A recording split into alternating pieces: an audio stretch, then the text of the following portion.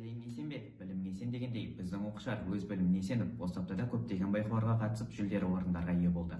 Жақында болған зерттеу конкурсында лицейіміздің оқушысы Тұрсынбай Меруерт бірінші орында, Сергекова Камила екінші орын, Боранбай Адия, Ашимов Али, Акбек Ақнар, Бекболат Аяжан үшінші орынды қажығасына байлады.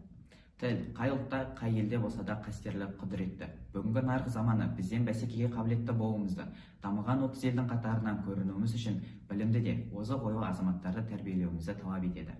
Үш тілді қазақ, орыс, ағылшын тілдерін жетік меңгерген қабілетті жастарды қолдау мақсатында өткен халық білім тарландары атты байқаудан Ахметова Диана бірінші орын алды, Сіркебаева Наргиз екінші орын иеленді.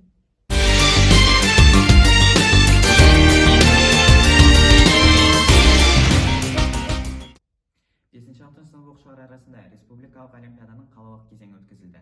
Олимпиада қорытындысы бойынша 5-6 сынып оқушылары арасында келесі жеңімпаздар анықталды. 5-ші сыныптар арасында Жұмабай Алым жартылай сандан бірінші орын алды, ал 6-шы сыныптар математика пәні бойынша Аманбеков Мейрамбек үшінші орын. Қазақ тілі Рамазанова Аяулым бірінші орын. Еркентай Бекет орыс тілі пәні бойынша екінші орын. Жакетова Ружан ағылшын тілі пәні бойынша екінші орын.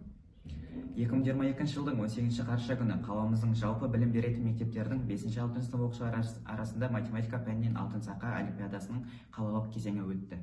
5-ші сыныптар бойынша бірінші орынға Салиев Мақсат ие болды. Екінші орынды Нұрдулаева Жаныл қажығасына байлады. 6 сыныптар бойынша Қалкенов Сағыныш бірінші орынға ие болды.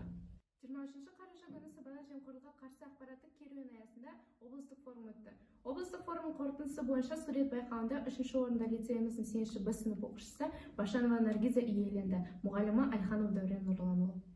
Жеңімпаздарымызды шын жүректен құттықтаймыз. Енді ұстаздарымыздың жетістіктеріне келсек.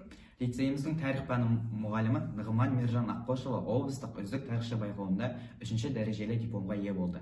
Тағы да айта кетерлік, 20 қараша қазақ елі үшін ерекше күн болды. Республика халқы ел болашағы үшін, кемел келешек үшін кезектесіз өткен президенті сайлауында дауыс берді. Ел болып тағы бір саяси науқанды өткерді. Халық болашақ үшін таңдауын жасады. Еліміздің тарихындағы тағы бір тарихи сәт өз мәресіне жетті. Президент болып осы жылы да Қасым-Жомарт Кемелұлы Тоқаев сайланды. Жеңісіміз құтты болсын, қазақ елі.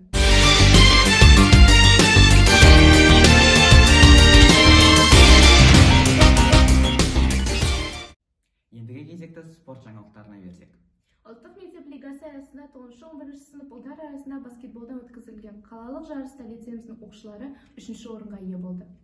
Қарағанды қаласының біріншілігінде жеңіл атлетикадан эстафеталық жүгірісте лицейіміздің оқушылары топ жарды. Атап айтсақ, Нұрғаш Марғам бірінші орын, Смайылов Әлжан бірінші орын, Бейсенбай Елнұр үшінші орында иеленді.